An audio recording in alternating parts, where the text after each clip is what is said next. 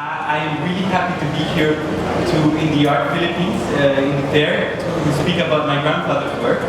And I would like to start doing so in reference to this beautiful painting, this 1974 painting, which is kind of like many paintings as well, because it's a painting that with many past paintings by my grandfather. It's called The Collector. And this has always been a very special painting for me, because when I was growing up, we used to visit my grandfather in Pietrasanta, which is a small town in Tuscany, in Italy, that's very famous because it has a very important sculpting tradition. That is where Michelangelo took the marble to make his famous David. And that is where my grandfather does his sculptures as well. And so anyway, my grandfather has a house there, a little house there, and in the kitchen there used to be a poster with this painting. And when I was small, I would used to stand there in front of it and wonder, why is my grandfather so famous? What is it that makes his work famous in Colombia and in the rest of the world? What is it that makes his art significant? And well, this is a question that has always been there kind of in the back of my mind and has led me to many different paths. I think it has something to do with my passion for art, for literature, for philosophy, which is my field of study. But in 2016, I had this incredible opportunity to delve in this question very deeply, because I was invited by Juan Camilo, who is here with us, to be part of the Botero in China production team. That is to help in the production of my grandfather's first official exhibitions in China, in the National Museum of Beijing and in the China Art Museum of Shanghai. And part of my responsibilities there were to be present during my grandfather's interviews to make sure that he understood correctly. Well, he's over 80, so sometimes he has trouble hearing, so I had to be there to make sure that he understood the question, that he felt comfortable. So I got to listen to my grandfather speak about his work 3 or 4 hours a day, and that is what I want to share with you today. But when Juan Camilo asked me to do this lecture, I thought that this was an incredible opportunity for me to do something I had never done, which is to learn about Philippine culture and Philippine artists, because I believe that we can tell a lot about a country studying its art, of course. And so I designed this talk around 3 ideas, 3 topics that are common to both my grandfather and Philippine artists. And in the 4th place, as a way of conclusion, I want to speak about what makes my grandfather's work unique or distinctive, not only in regards to Philippine artists, but in regards to art in general, to art history. So let's talk first about a history of colonialism. Like when I started my research to do this lecture, I was amazed to learn how many things Colombians and Filipinos have in common. We are 2 nations that are very close culturally to one another, mainly because we were colonized by the same European power. We were both subject to the Spanish crown for more than 300 years. And this, of course, has determined a lot about our culture and our national identity. For instance, it's something that has made our countries predominantly Catholic. And this is something that we see a lot in my grandfather's work. For instance, in this beautiful painting called Our Lady of Colombia, which is a painting that is almost part of a colonial art. It's typically colonial in the way that it has the same subject of colonial art everywhere, which is like a Virgin Mary, a Madonna levitating in the air with the baby Jesus Christ in her arms. And what I think is most interesting is that each country has appropriated and made colonial art in its own particular way, according to its customs, to its people. So for instance, we see that in this painting from Lima, from Peru, in this other painting from Mexico, the Virgen de Guadalupe, and of course we see it in this beautiful painting by the great Filipino colonial artist, Damian Domingo, and this is currently in the Ayala Museum. And in relation to that, I wanted to share an anecdote. Before coming here, the day before I took my flight to come to the Philippines, I went to visit my grandmother to say goodbye. She's a huge art collector. She loves art, and especially she loves colonial art. And she told me that she bought a piece in Mexico not too long ago, and that she later found out that it came from the Philippines. And it could be that we were both like suggested to this idea. But we thought when we looked closely to it that the features of this beautiful Christ figure look Asiatic, even Filipino. It could be that we were both like thinking that, but I don't know, but I think that it could very well be. And this is also has something to do with when the day I came here, I went to the Ayala Museum and I saw a beautiful exhibition about Fernando. And in one of the walls there was a quotation that I wanted to share with you because it's very, very relevant to this idea. He says, "The harmonious fusion of local European and Oriental elements in Philippine colonial statuary is pleasing and interesting in its own right, and may well hold the key to a problem that has much concerned students of Philippine art. Is there a thing as Philippine style, and if so, what are its characteristics?" I have no idea how to answer this question because I don't know, unfortunately, I don't know enough about Philippine art and Philippine characteristics to know. But what I do know is that this does apply to my grandfather's work. My grandfather's work is very preoccupied in taking traditional religious subjects and doing them in a very Colombian way, or even in a very paisa, very Medellin way. And for instance, this is something that happened very recently when in 2011 he did a series on the Passion of Christ, on the Via Crucis, and he decided to portray Jesus suffering in the streets of Medellin, of his hometown. And for instance, he chose to portray Judas as a drug smuggler, as in the style of the infamous Pablo Escobar. And it's an idea that is very symbolically powerful, I believe, because I think my grandfather was pointing to the idea that drug smugglers, drug dealers, are kind of traitors to our countries insofar as they create situations of violence and chaos. But well, this is something that is beside the point. The thing, what is important here is to know that religion has been a topic that has been present in my grandfather's career throughout his whole life, from the very beginning, as this is a very early painting from 1969. To present day. Just recently he did a series on Catholic saints, which is very beautiful. And this, of course, is present in the Filipino tradition. Of course, as we see in these paintings by Fernando, the great Carlos Francisco Boton, this fresco, and Vicente Manansala. And what I think is interesting and beautiful is the way that each artist puts his own aesthetic convictions, his own style to appropriate the religious subject. So, for instance, we see in the Manansala painting this beautiful piece. At the bottom there is kind of that cubist exploration, and this is very typical of Manansala's work.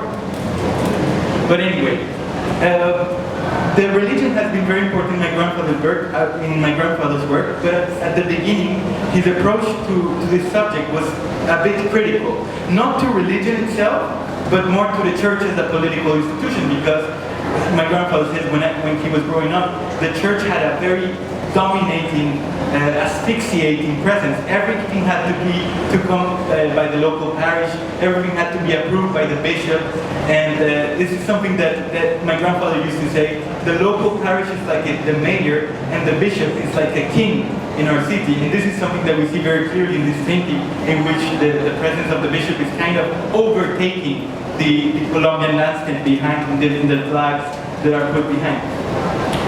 Also, because of that, at the beginning of my grandfather's career, because the church was so present, his criticism had to be very subtle, had to be very indirect. So, for example, this is a portrait that is a portrait of a very typical bourgeois family from Medellin, from my grandfather's hometown, and we see the presence of the church in the snake coming out of the tree, the apples falling, and even a half-eaten apple on the ground. Kind of as if to say that the church has infiltrated family life in a very subversive way. And there's a funny anecdote about this, the apples in my grandfather's work in relation to the church. I don't know if you know that, but my grandfather was expelled from his school when he was very young, when he was 16, because he wrote an article for the city newspaper about Picasso. It's an article about Picasso and inconformity in art. It was a very adolescent article. He was saying that Picasso was a rebellious artist, that he was kind of like the artist representative of the political revolution. And so the headmaster of my grandfather's school read the article and gathered everyone in the school patio and started saying that there were rotten apples in the school, that they had to be expelled because otherwise they would corrupt other apples. And when my grandfather tells this story, it's very funny because he says that he was thinking to himself, yes, there are some rotten apples here, they should be expelled. And then all of a sudden, the headmaster says, Botero, you are the rotten apple, and expels him in front of everyone.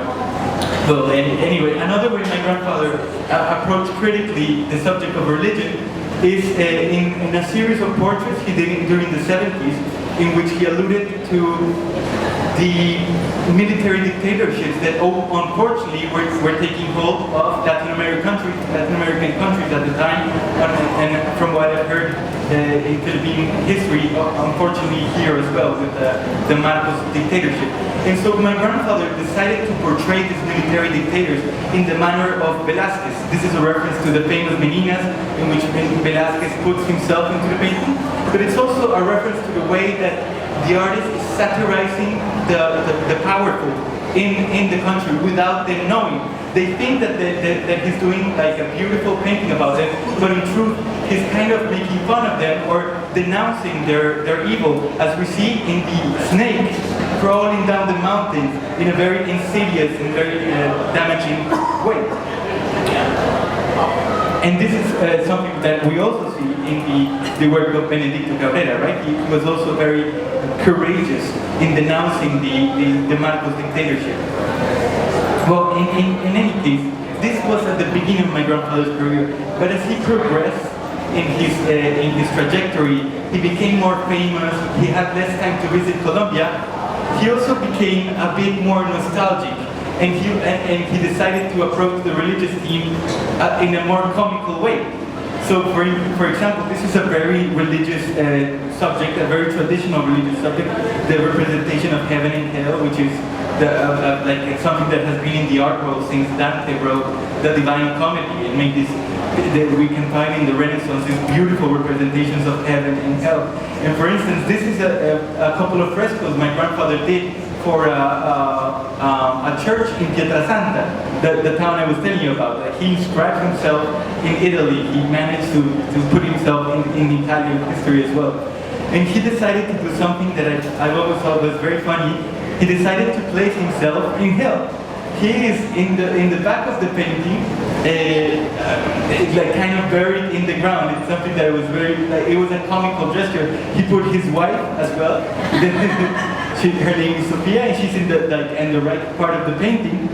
And also some other figures that you may know now. For example, the house gardener of Pietrasanta, it's also in hell, and the house caretaker. So this is a very funny gesture, and you can imagine how confusing it was for me, you know, because when I used to go as a child to the church and say, I don't want to be in heaven. I want to be, when I die, I want to be in hell with my grandfather and Sofia. So anyway. As my grandfather progressed, he became much more favorable to the subject of religious figures. It became a kind of a nostalgic subject, as we see in this very bucolical scene that is currently in the Vatican Museum. It's the only painting by a living artist, and this is something that my grandfather did a lot. This idea of church figures walking down beautiful rural landscapes. And so, you know, it also allows me to speak about the other main reason my grandfather does religious subjects so frequently is that he says that the only people who still dress as sumptuously, as beautifully, as colorfully as they did in the Middle Ages is the clergy, right? They still dress with these beautiful purple gowns that we don't find anymore, right? And my grandfather always quotes a famous bullfighter who said, the only people who can wear purple socks without being mocked are priests and matadors. But anyway, it also allows me to speak about the other reason or the origin of many of my grandfather's paintings. He says that many times he decides to start painting because of a technical challenge. For instance, he wanted to show the change of the color when submerged underwater. So you see it in the priest's clothes, that the way they change underwater, and it's a very surreal scene. It's comical. The idea is comical. Or we see here this idea of the lighting coming from the candles. So these are technical challenges that my grandfather wishes to approach, and he does them through the church, because the church is for him a very comical subject, something that later on became something that reminded him of his homeland in a very nostalgic, comical way. Well, the second subject I want to speak about is a very important idea for my grandfather. My grandfather says that artists usually take a subject what is most familiar, what is most intimate for them, and this is usually the place they grew up in. So that is why my grandfather has decided 90% of his production is about Medellin, is about the hometown, about his hometown, the place where he lived the first 19 years of his life, and he has never returned again to live there, but it's still very strongly in his work. For instance, in this painting, my grandfather started it because it was a technical challenge. He wanted to see if he could do the armor and the gown of Louis XVI, like the way Louis XVI is represented in many paintings, many famous European paintings. And he did it, he managed to do it, and then afterwards he said, why don't they put him in Medellin? It's a ridiculous idea, but it's kind of like a reflex, a reaction for him, a natural reflection to use Medellin as a subject. And the reason we know it's Medellin, apart from the architecture, which is very Medellin and very Colombian, is that the person we see behind Louis XVI is my grandfather's mother, my great-grandmother. And that is the address that we see above the door frame is the address of my grandfather's house when he was growing up. But anyway, I wanted to talk about this subject. I wanted to use a poem by Neruda, who is my grandfather's favorite poem. He got to favorite poet. He got to meet him once, and it was a very comical encounter. My grandfather gave him a book with his works, and then Neruda was delighted. He liked my grandfather's work very much. They were having lunch, and then after lunch, Neruda decides to take a nap. And he said, well, I'm going to sleep with Botero. And he takes the book with him to the bed. My grandfather was a bit scared at first. but anyway, Neruda says in relation to the Spanish language and Spanish colonization, he says, what a good language mine is. What a good tongue we netted from the fierce conquistadors. Wherever they went, they raised the land. But from the barbarians, from their boots, their beards, their helmets, their horseshoes, luminous words dropped like pebbles, words that remain here resplendent, our language. We ended up losers, we ended up winners. They took the gold and they left us the gold. They took everything and they left us everything. They left us the words. And I believe that this is something that we also find in the great in one of the great José Rizal's poems. For instance, he says, come down from pleasing light of art and science to the fight, O you and there on time that change that heavy light, your spirit free to blight. See how in flaming zone amid the shadows thrown, the Spaniard's holy hand, a crown resplendent band, proffers to this Indian land. And I believe that what Neruda and Rizal are talking about is how the Spanish colonization did a lot of harm in many ways. They practically destroyed the cultures that were there before them. But in another sense, they left us something amazing, which for Neruda is words, but what he means is poetry. And also, as Rizal is saying, what this incredible crown resplendent band is art and science. And the idea, this European idea of art, that art is universal, that art can touch, can move anyone, anywhere. That art, no matter where it's made, can have an impact on another person from another part of the globe. And this is something that was a very strong idea at the end of the 19th century and the beginning of the 20th century, when we Filipinos and Colombians were gaining our independence, and along with many other countries that were gaining their independence, we realized the importance of our native subject, of the subject of our land. And this, for instance, we see in two sculptures that are very similar. One by a Colombian artist called Romulo Rosso. This is a representation of a chicha, of an indigenous goddess, which is very important for Colombia, and which is very similar to the triumph of science over death by the Rizal. This guy was a genius. He did everything. It's incredible. But in painting, we see it in one of the first to realize the importance of this subject was Rivera, right? Rivera was one of the first to understand that the indigenous culture was incredibly beautiful, and that it had been overlooked, and that it deserved the chance to be central to the production. And this, I think that Galo Campo, the great Philippine artist, was even before Rivera, and he was incredible in realizing this idea. In 1938, he shocked the Philippine society by deciding to make a Virgin Mary and a Jesus Christ as pre-Columbian Filipinos, right? And this is a very beautiful idea, which I believe has determined a lot of the best Filipino paintings that I saw. For example, for me, this beautiful Botong, just amazing piece, or Anita Magsaysay,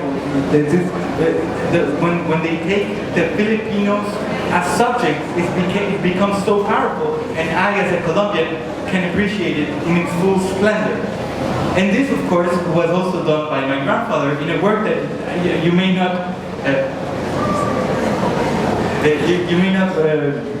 you may not realize that this other work was done by, this work is done by my grandfather. No. And this work is one of the first paintings my grandfather did. He went to a small town in the Caribbean coast in Colombia, and he did these beautiful paintings, and with this one he won the second prize in the national contest when he was just 20 years old. And this is a beautiful painting, which you wouldn't imagine it is my grandfather's, but he was very influenced by this trend. For example, this another work, you wouldn't imagine it's my grandfather. When I saw this work the first time, I thought it was a Rivera, but this is from my grandfather's earlier period. And this, I believe, is the idea of something that I heard my grandfather say many times in China during his interviews. He says, the language has to be universal, because the subject in the painting, I think, must be local or parochial, but the language has to be universal. Because it has to be something that touches any viewer anywhere. Because painting has some elements that are global, that are universal, and that can say something to everyone. And as my grandfather developed his career, he realized that it didn't only have to be indigenous subject, but also that the main topics of his work are from Paisa life, from Medellin contemporary life. For example, this urban scene, it looks like a square anywhere in Colombia. It looks like a typical Colombian square. And this is a painting that we brought here with us. Also, this landscape that for me, it speaks to me about my great-grandfather. My great-grandfather was a traveling salesman. He used to go with donkeys, selling his products before there were cars in Colombia, of course. And he would go by donkey to different Colombian towns and sell his products, his merchandise. And that is what the main topic of this painting that we also brought here. It used to be part of my grandfather's private collection, and it's something that he wanted Filipinos to see as part of what is his homeland, what is his land. Those are typical Colombian mountains, and if you ever get the chance to go to Colombia, which I hope you will, I think you will recognize immediately this landscape. And sometimes it is something that is indirect, or that it's implicit, that it's not explicit, but there's something about this woman that screams Colombia to me. I don't know what it is. I don't know if it's her jewels, her dress, the way she looks, but I just feel I have met this woman in Colombia 1,000 times. I have talked to her. I have watched her walk down the street. There's something that speaks to me about that it's very, I don't know, it's crazy, but it speaks intimately to me. And this, of course, is something that we also see in the still life, and this is a very beautiful idea, because by choosing to do a very traditional subject as the still life, but to kind of put it upside down and choose tropical fruits as pineapple, as plantain, as grapefruit, my grandfather makes it very Colombian. It's something that he takes a subject or a topic that's part of the European tradition, and he makes it his own. He makes it Colombian. He makes it he makes it belong to the colonized, not to the colonizer. And I think that this is something that we find also in the Philippine tradition. For example, the great Felix Hidalgo, he takes a very traditional subject, a vendor. It's something that it's something that we see a lot in the European tradition. But by choosing to portray a Landstad vendor, he makes it very Philippine or Southern Asiatic. He takes a subject that is very traditional and he makes it his own through the language of art.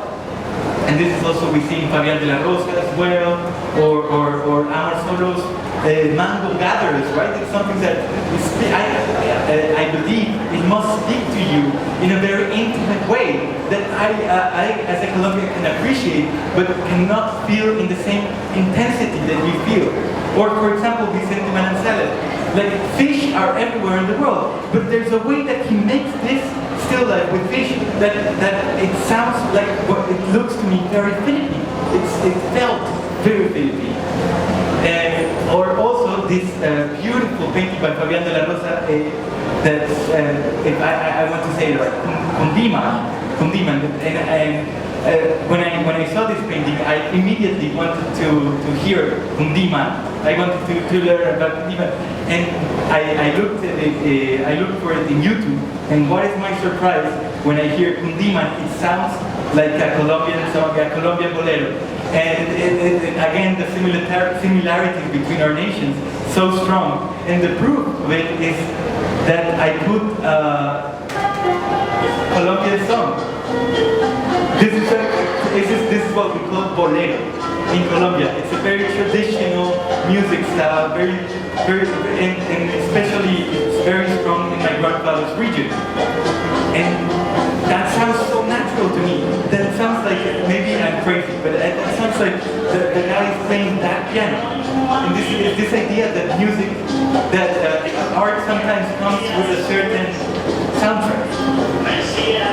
And when my grandfather's work, one of my grandfather's most famous subject is dances. He's very famous for his dances.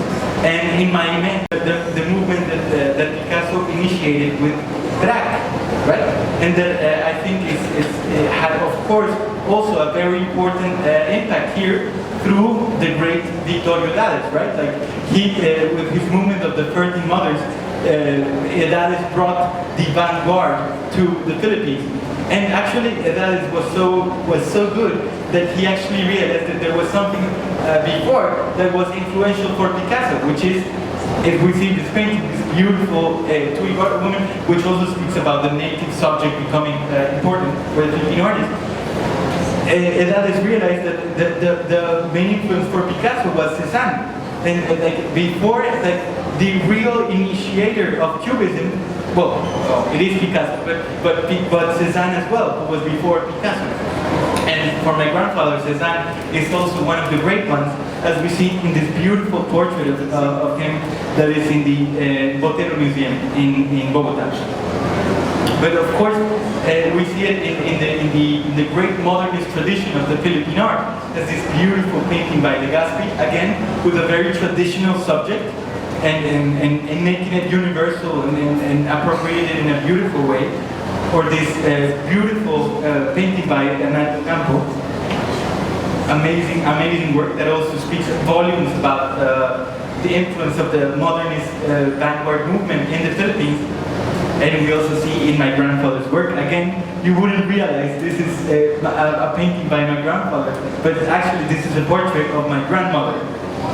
When my grandfather was still very much under the influence of Picasso, as I was telling you. And my grandfather, this allows me to speak about another fundamental element of my grandfather's work, which is the weight of tradition in his work, not in a bad way, but in a good way. My grandfather's work is a result of a continuous dialogue between himself and the great masters of the past, the artists he admires. Actually, he has this beautiful phrase that is, for an artist, the quality of the work you create is a function of who you admire. This in turn defines your influences. This is a fundamental truth of art. And I believe that it even transcends the realm of art. Actually, as a family member of the Botero family, we were always told you are the result of what you love. What you love and what you admire. What you love and what you admire determines who you are in a great method. And this, of course, made my grandfather try to be very similar to Picasso and to incorporate some of his ideas. But then he discovered the Renaissance. My grandfather traveled to Europe to meet Picasso, to go to be the next Picasso, and then he went in a boat with the prize money that he won with the painting that I showed you earlier. He won the prize. That was the only money he had. He invested it to go to Europe to learn about Picasso, and he stopped by Madrid to make some money before going to Paris. And there's a very famous anecdote. He was walking down the street and suddenly he sees in a bookshop a book that changes his life radically. It was a book about the Renaissance.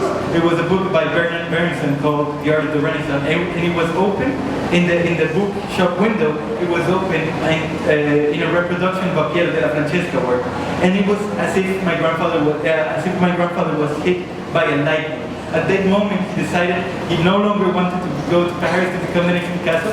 He just sold everything he had. He bought a motorcycle and he went to Italy by bike and to see as many works about the Renaissance that he could find. And this, of course, is one of the most famous works. And it has to do with the idea that the Renaissance is the most important moment of art, and it is the most important moment of art for him because it is the moment that artists discovered the importance of volume. But we will talk about that later on. For the moment, I just want to say in this very early paintings by my grandfather, that he's incorporating some of the aesthetics idea of the modernist movements. For example, here and here, this is a painting called Mona Lisa at 12 years of age, and it was bought by the Museum of Modern Art in New York. It was kind of like the first big painting my grandfather sold. He made it in 1960. Or this painting about it's a painting called El Niño de Vallecas, which means the boy from Vallecas, and it's a subject that he picked up from Velázquez, who is very important to him, as I mentioned earlier. But and these are paintings in which we see a very strong abstract expressionist brushstrokes, very violent brushstrokes, as the abstract expressionists were doing at the time, with colors that were very similar to what the abstract expressionists were doing. But at the same time, my grandfather is exploring that in reference to earlier tradition, to the one that he feels is more closer to him. So this painting is actually called an homage to Mantegna. Mantegna, the great artist from the Quattrocento in Italy, or this, of course, an homage to a dialogue with Da Vinci, or this, a dialogue with Velázquez. And this allows me to speak of another great aspect of my grandfather's work, which is this idea of making virgins. My grandfather, many times, as I told you before, starts his paintings with the technical challenges. For instance, he wanted to. This is a beautiful painting by Van Eyck, called the Arnolfini, which is very famous, very important, and it's partly famous because of this incredible effect that this painter did 600 more than 600 years ago, to make this in the back of the painting a mirror that reflects what is happening on the other side in the fisheye. And it's incredible that this is a very small painting, so it's a detail that is minuscule. And my grandfather was so fascinated by this detail that he decided to make his own version of the painting. Because he says these are not copies. He's not interested in reproducing the original faithfully. He's not interested at all in making it as the other painter did it before. But rather, he wants to take the subject, take the technical challenges, and do it in his own style, do it in his own way, do it according to his own influence and according to his own aesthetic ideas. And that is why we see that these versions evolve according to my grandfather's evolution of style. For example, we see that this is another version of the same painting done many years later as a way to show the change of his aesthetic ideas. For instance, this is a version of a self-portrait about Rubens and his wife, the great Dutch master, and my grandfather did it here and then here. And so to sum up a bit this idea, I think that what Vittorio Dade said about modern art can explain very well what my grandfather is doing in these versions. Vittorio Dade said, from the technical point of view, modern art is an outgrowth of classical art. Modern art is the interpretation of the classical concept conditioned by the artist's new experience with the aid of improved means of aesthetic expression.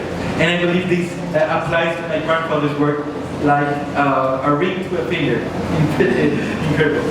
And there's a very funny and beautiful anecdote about this. I mentioned already that Velázquez was a very important influence for my grandfather. And my grandfather discovered that there was this French painter called Ingres who was very obsessed with Velázquez as well. And he started to study Velázquez, Ingres, the French painter from the 19th century. He started to study Velázquez, and he wrote a letter to a friend of him that was also a painter, and he said, I think I finally discovered the secret of Velázquez. I think I finally discovered how Velázquez does his famous Meninas. And my grandfather was exhilarated by this, and he started to study and correspondence, and he started to try to learn the secret of Velázquez according to him. And he started doing a series of Meninas following what Ingres was saying. And actually, he came so close to making a Menina that at the end, he did a Menina that he didn't sign because he said it was more about Velázquez than a Botero. And he refused to sign it because he felt it would have been wrong of him.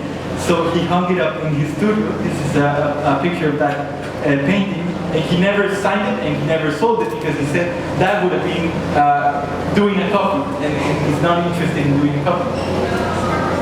And this is a beautiful portrait of self-portrait. My grandfather is the one on the right. Or is it? No, I think, no, yeah, in the middle of is Anne, and at the right is Piero della Francesca, the other artist I was telling you about that my grandfather discovered and fell in love with. And they're having this imaginary dinner together and talking about art. It's a beautiful idea. This is a version of a painting by Anne called Mademoiselle Rivière. And this is a version of a Degas painting that we actually brought to the art fair with us. Well, lastly, I want to speak about the importance of volumes. I want to speak about what makes my grandfather's style so unique, so distinctive in regards not only to Philippine artists, but in regards in general, in regards to art history in general. So after all this talk, you may be wondering, what made my grandfather go from this to this? Or what made my grandfather go from this to this? Well, my grandfather has said that he has always been interested in volume, that he feels it was like a natural inclination for him. And actually in the first painting, my grandfather, the first artwork that my grandfather ever did, a watercolor that he did at 19 years old. We see that the volume is already a decisive element in his work, and that is very important for him. And I'm just going to take a sip of water.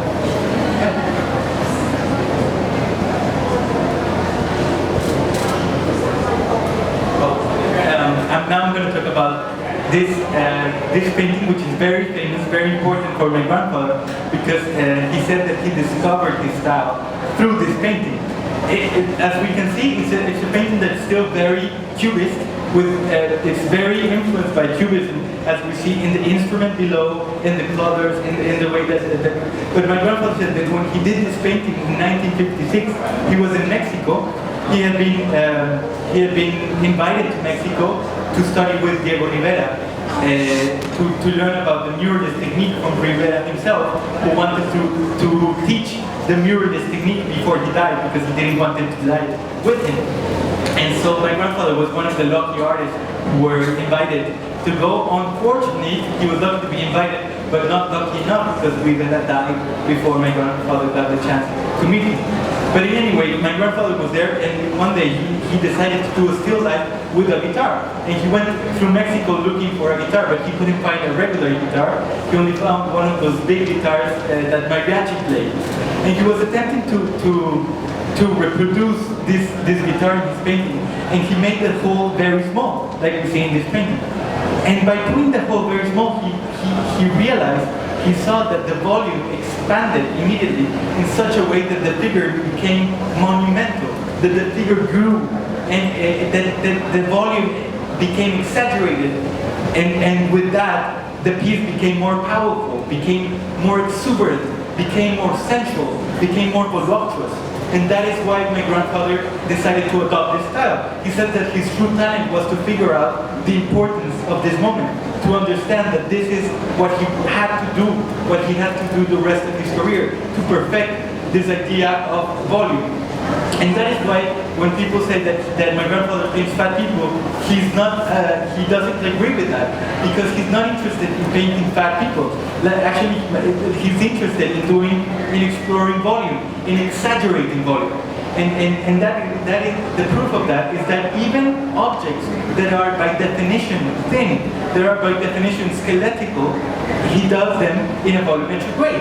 For instance, a skeleton, right?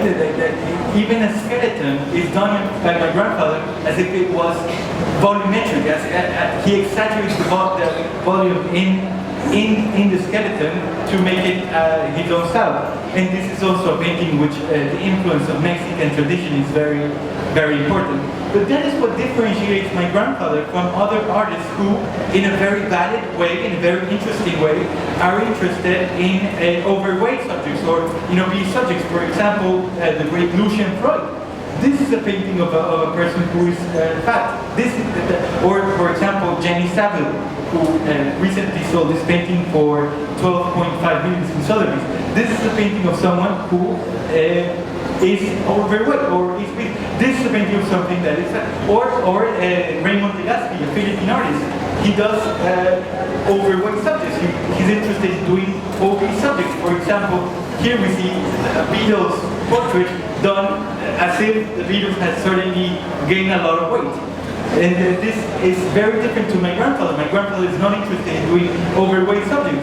The other proof is that he does everything in the same volumetric style. Not only people, but mountains, clouds, churches, the field, he does it volumetric.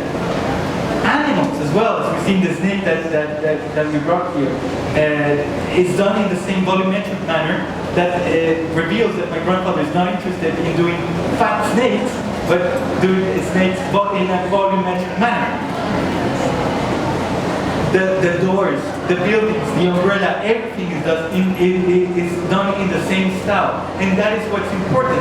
He's not interested in doing the fat policeman or the fat woman or the fat man. And even in some paintings,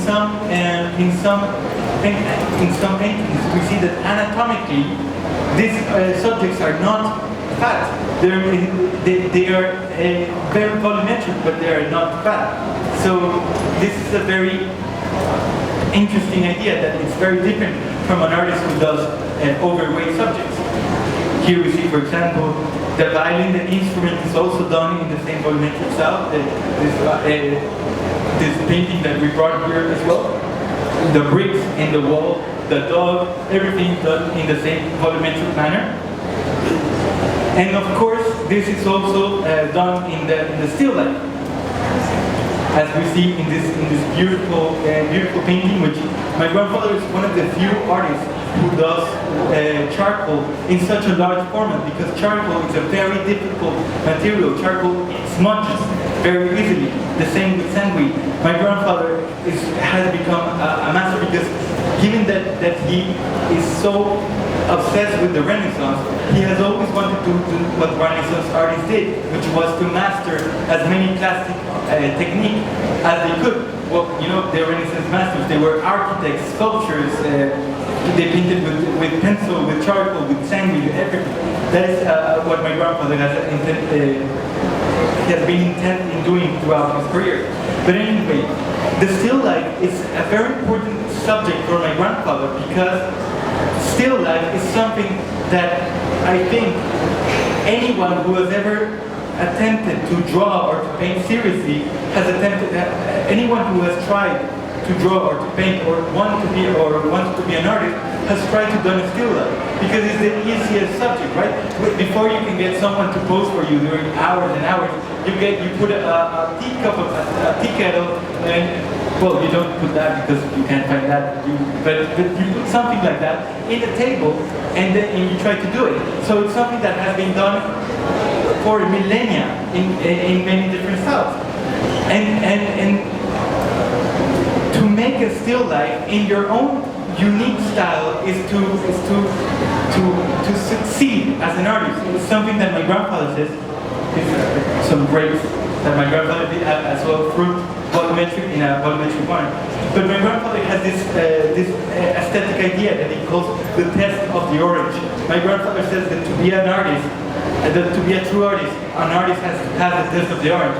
The test of the orange is that oranges are the most elemental, basic form in nature. As any round figure, well, it doesn't have to be oranges, it can be apples, or it can be anything that is a round sphere. It's the most elemental form in nature. And anyone who has ever tried to be an artist, to draw or to paint, has tried to do a sphere, has tried to do an orange. But to do an orange in a way that you are able to convey your aesthetic ideas, to condense them in a style, to do that in a way that when people see it, they recognize immediately your style and your aesthetic ideas. Because Botero's oranges are not the same as Van Gogh's oranges or as Picasso's oranges. Each artist has a unique style that they have tried to perfect. But to do an orange in a way that when people see it, they say, that is a Botero, is to pass the test of the orange.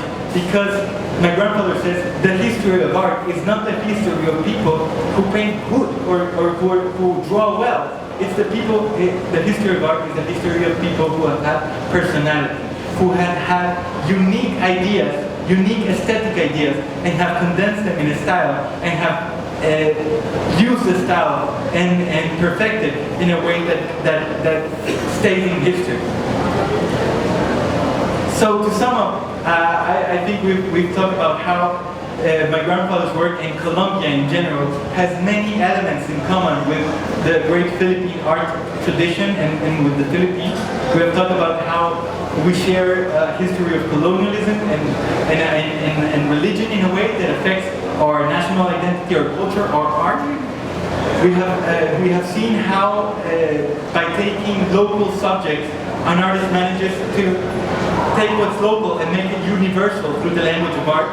We have seen what I've called an avant-garde detour, because I believe that the avant-garde and modernist influence was very important for both the Filipino artists and my grandfather as well.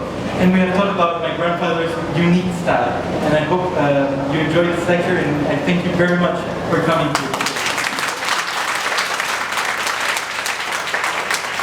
Very interesting to hear also about this early practice and then how he developed his style. We're opening the floor to questions. Hello, good afternoon. Thank you for being here. I have two questions. So you said your grandfather immersed himself in sculpture for at least a year. Has he said how it influenced his painting after all that time in sculpture? Yes, thank you for that. It's a very good question. Yes, my grandfather, when in the 70s, when he was starting to become famous, he decided to stop painting and stop drawing and apply exclusively to learn how to sculpt, and that's where he went to Pietra Santa, and because he wanted to go to the source. And my grandfather has always said that he felt it was very important for him to do sculpture because for an artist who is so obsessed with volume, there comes a moment where you want to touch those volumes, that you want to feel them, not only create the illusion of volume in painting, but actually feel those volumes. And that is why also my grandfather's monumental sculptures that are public places, my grandfather has always insisted for them to be in direct contact with the public, that people can touch them and feel them, because he says, my art is about celebrating life through the exaggeration of volume. So I want people to feel those volumes in order to feel that voluptuousness that I want to convey through my art. And the second question is, his exhibitions in China, they're obviously China's a huge lucrative market, it's very significant, and the art ecology. What was the reception of the Chinese market to his paintings and to his art? It was incredible. It was absolutely incredible. Like being a part with Juan Camilo, who is here with us, being a part of that project was very beautiful in the sense that our intention was always first to take my grandfather's art to a place that it had never been before, and second, obviously, to open the Chinese market. But in the first place, it was about sharing my grandfather's work and the passion that we have for my grandfather's work with the Chinese audience. And the reception was incredible, like especially from children. I must say that in the exhibition, when we opened the exhibition, the way that children went to the museum and enjoyed sitting in front of it, making their own boteros, making their drawings of apples, oranges in a very volumetric style, it really touched us. It really touched my grandfather as well. And it's something that's very important for him, that in his mind distinguishes him from contemporary artists. He says that contemporary art frequently has to be explained. In order to be appreciated, it has to be explained. My grandfather has never wanted that from his art. He wants people to be able to feel and enjoy his art without being, like when you go to the Louvre Museum in Paris and you see the Mona Lisa, you don't have to be explained why the Mona Lisa is beautiful. Or not the Mona Lisa, any famous painting by the Renaissance. The same thing applies to my grandfather. My grandfather said, nobody has to be explained why this orange is beautiful to look. Oh, that's what he said. And that was the case with the Chinese audience as well. That they immediately enjoyed my grandfather's art, and well, it also has to do with the numbers in China, right? Numbers that we're not accustomed to, right? So millions of people went to the exhibition. It was something incredible.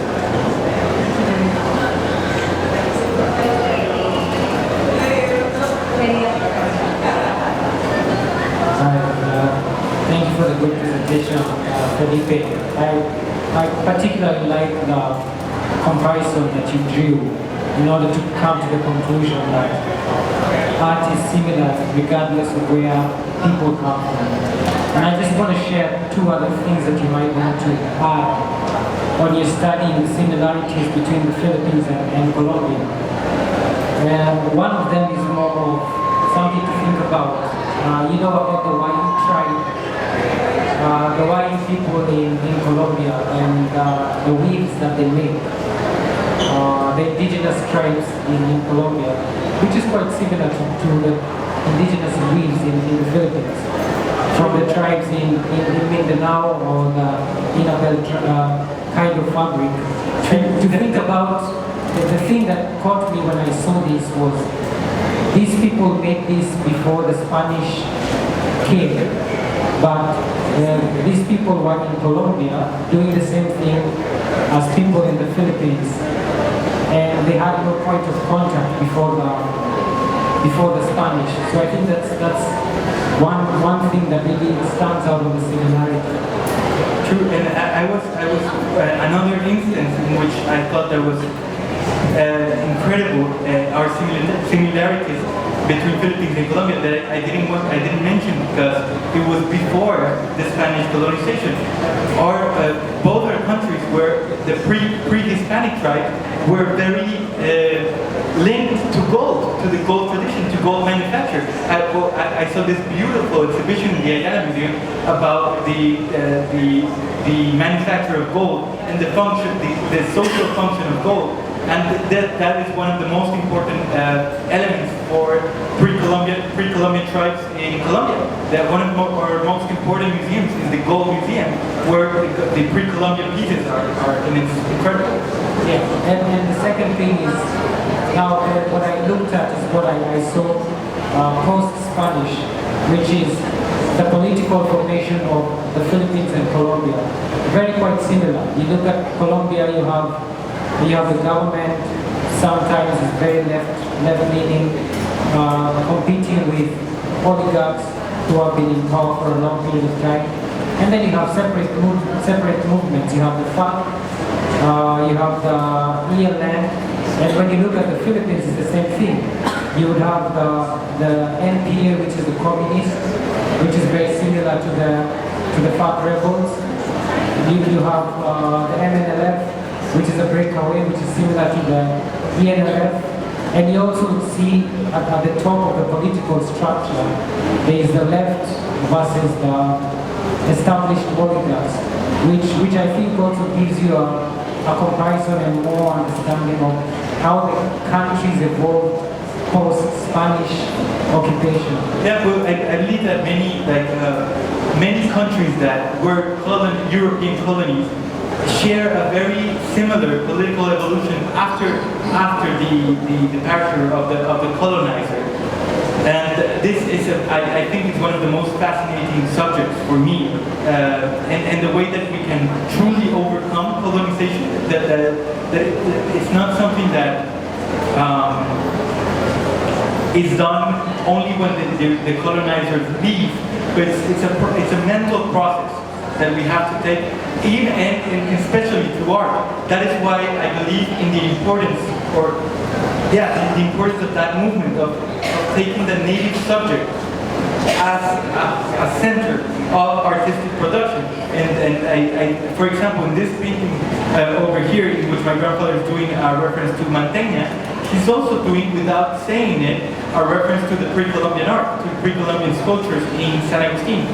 And yeah, I think that we have many similarities in our political evolution, because it's inevitable that countries that have been colonized do not undergo similar difficulties, I think.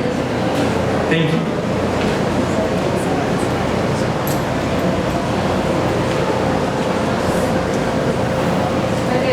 I have a question actually. In the beginning you talked about, you showed a portrait where your grandfather put in like an image of someone in the Christ scene of someone that looked like Escobar.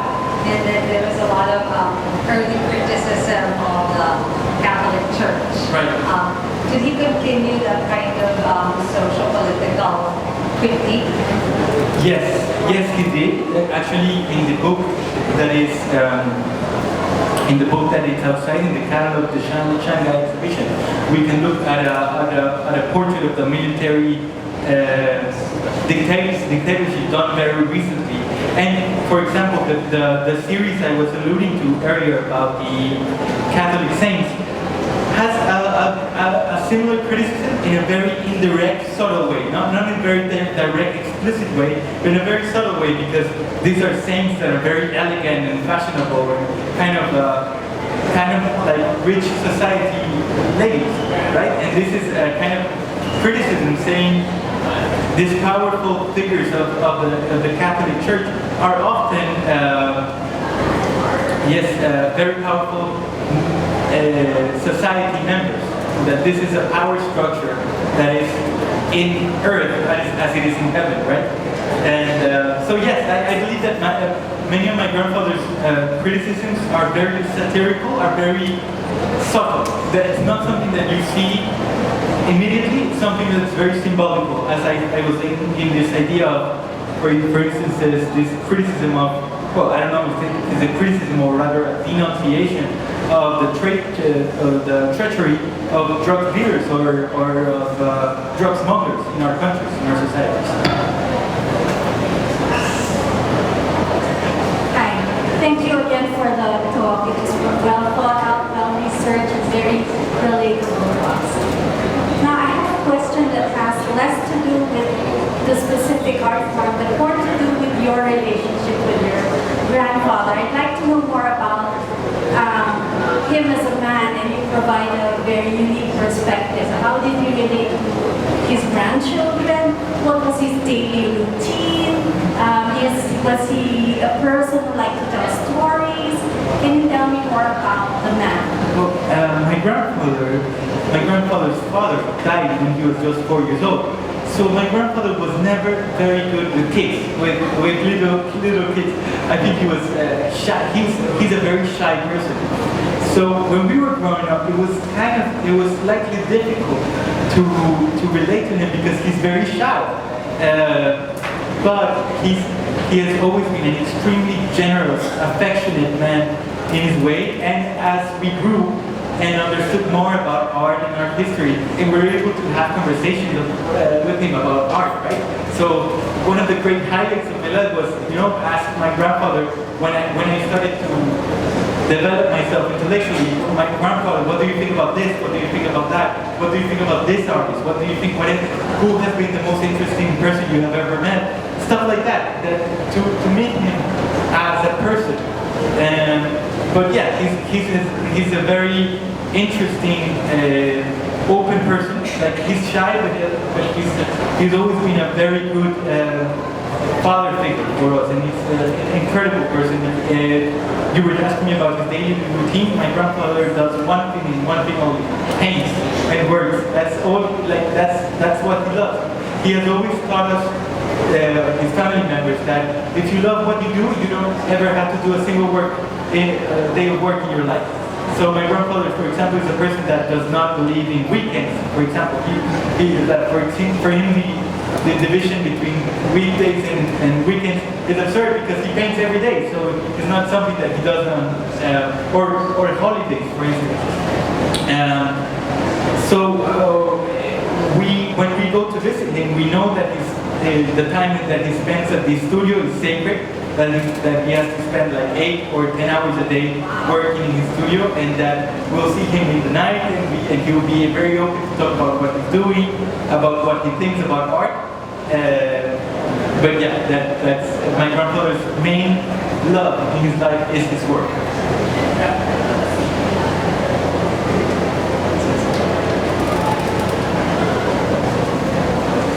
Thank you for a wonderful presentation. Actually, I had the chance to live both in Colombia and Spain. And when I was in Spain, I was really impressed by how he is famous and how he is appreciated in Spain. And of course, due to all historical aspects you mentioned, it is quite understandable. My question is, in addition to Latin America and Spain, you have been traveling around the world with this kind of exhibition. In which countries and which cultures he is more well-known and appreciated, in addition to Latin America and Spain? Well, that's a very good question. Well, I of course think that my grandfather's work has been very well received in the world, in general, because of what I was saying earlier about his idea of art. He has a very strong conviction that art is supposed to provide pleasure, that art is about bringing pleasure. Of course, it has to do with criticizing and denouncing, and when he has felt the need, he has done artworks that are not pleasurable. For instance, his series on the Abu Ghraib tortures, of course, that's not pleasurable art. It's about denouncing, but that is a very small part of his work. His work is mainly about providing pleasure through amicable and nice subjects. So I believe that in general his work is very appreciated everywhere in the world, but most in Latin America and Spain, because many of elements of our culture are brought about in his work. For instance, of course, his series on bullfighters is tremendously successful in Spain, in such a country as Spain. But I expect that Philippines will be one of the countries my grandfather is well received in the future as well. Because I do believe that given that we share so many cultural elements together, there is a field of reception here in the Philippines for my grandfather's work very ample. And I believe that as the Kundiman was supposed to, the Kundiman painting was supposed to prove that they go well together, the Philippines and my grandfather's work.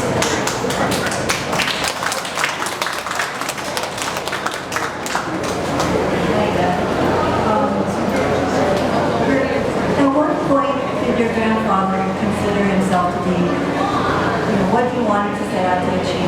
Of course, at first he said he wanted to be the next Picasso, and the goalposts changed.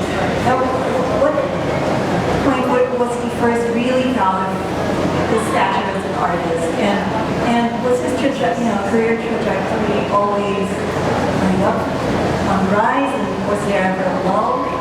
Well, one thing that I admired very much about my grandfather was his steadfast conviction that he wanted to be an artist. In a time where that was equivalent to being the village fool, As I was telling you, my grandfather's father died when he was very, very young. He was just 4 years old. He was left by my great-grandmother, his mother, was left with 3 boys, no money at all. And she had to work very much as a seamstress, as carrying food to support his children. And her sisters were married, and when her sisters learned that my grandfather wanted to be an artist, they said, "Oh, poor woman! Not only did her husband die, now his son wants to be an artist. It's terrible, poor woman." But in any case, that didn't deter my grandfather, and it didn't deter her. She couldn't support him financially, but she did support him morally. She was always very supportive about his decision to become an artist. And my grandfather had to pass through dark moments as well. As I think that it's. I of course believe that it shouldn't be like this. That I would love for artists to succeed immediately, but very few artists actually do, right? They have to pass through this horrible economic struggle. So my grandfather had a time when he went to live after Mexico, he went to live to New York, where the abstract expressionism. And because the abstract expressionism movement was so trendy and was so important at the time, there was no market for figurative art. Everything was about abstract art. And my grandfather still held to the conviction that figurative art was the kind of art that he wanted to do. And he has some anecdotes that nowadays sound very funny. He says that he had what he called the artist soup, which was water with whatever thing he could find on the shelf. Or that, for instance, when he sold the painting of the Mona Lisa that I told you about, Mona Lisa aged up to the Modern Art Museum, it didn't imply economic success. He sold it very well and it was good, but it didn't mean that he was selling much at the time. And when he sold this painting in Colombia, when they saw this painting, it came out in a newspaper, in the newspaper in Colombia, saying, Botero made it in New York. And my grandfather wrote a letter to the article and said, no, Botero didn't make it in New York. Not yet. And so, yeah, it was a struggle at first, but around the end of the 60s decade, my grandfather's work was noticed by some very good galleries in Germany. And they fell in love with his work. He was doing a series on Botero. He was doing a dialogue with Botero. And they fell in love with his work, and they did a traveling exhibition through Germany. And then they started a series of very successful exhibitions in Europe. And slowly, after that moment, he became very famous and successful. After that, everything has been very good. Not everything has been perfect, but everything has been very good. And what is the most expensive Botero work sold? I really don't know about that. Do you? I'll tell you well, on auction, the most expensive is 2.5 million. It's a painting sold on Christie's like 8 years ago. And for sculpture? For sculpture, over 3 million. Over 3 million.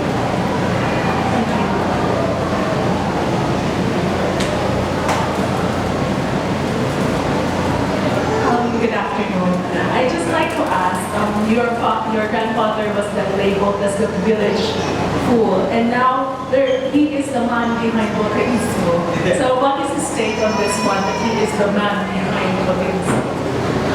Well, we were reading an interview that they did yesterday for the biggest newspaper in Spain, in País. They did an interview for him, and he was saying that sometimes people believe that his name Botero because of the Boterism style, and that he loves. Like for him, it's just more than the successful auctions, more than the sales. It's the fact that people recognize him and that people love his work. That is for him the true proof of his success. More than selling a painting is knowing that his style is recognized and admired in different corners of the world.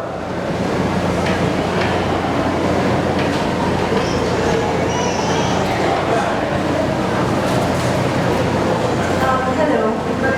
I'm assuming that you have your own work from your grandfather, and if not, or maybe tell us about the work that he's passed on to you, how special it is, or if you know, if not yet, which among the works out there would you want for your own personal collection? Well, actually, I was very unlucky. I am one of the youngest of the grandchildren, and when my eldest cousin and my eldest brother were born, my grandfather did a beautiful set of portraits of them, and he said he was going to do that, but after he did, my cousin and my brother said, okay, I already did that, I'm not going to do that anymore. So my brother has a beautiful portrait of my grandfather. I don't. I hope you will share it with me. But if not, I think that the artworks of my grandfather that I would like to have the most are his most personal artworks. More than his successful artworks, I would love to have his portrait of his mother, which is beautiful, portrait of his father. My grandfather had a son that died when the son was just 4 years old, and he did a beautiful series on him. And those are the kind of artworks of my grandfather that I would like to have, if I were to be courageous enough to ask him.